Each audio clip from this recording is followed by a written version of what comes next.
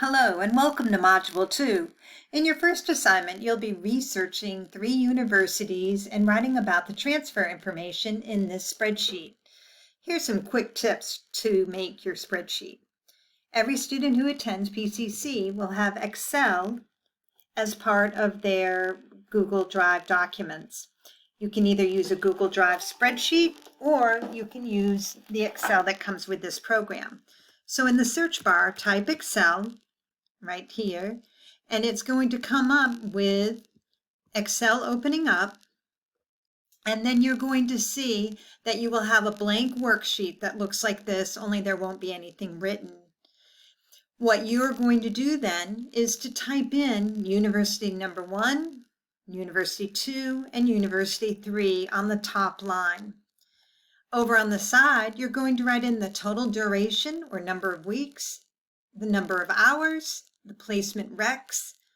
On line 5, the number of field experiences, and on number 6, the notes. If at any time during this video you need to pause and stop and go back, please do. This is a self-paced video.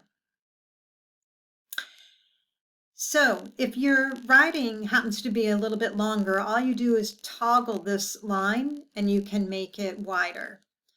If you want to then replace the East, say the University 1 will be East Carolina University, and that particular one happens to be longer than that line, again, all you do is toggle this bar back and forth.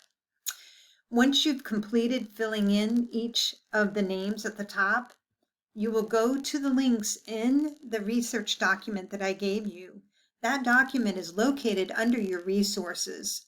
So if you go ahead and take a look at that document, you're going to see that it has the list of all the universities you can transfer and the direct link to get there.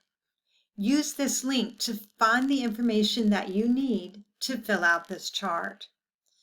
Once you're done, what you're going to do is hit File, Save As, and you're going to put it in the folder that you have for this course.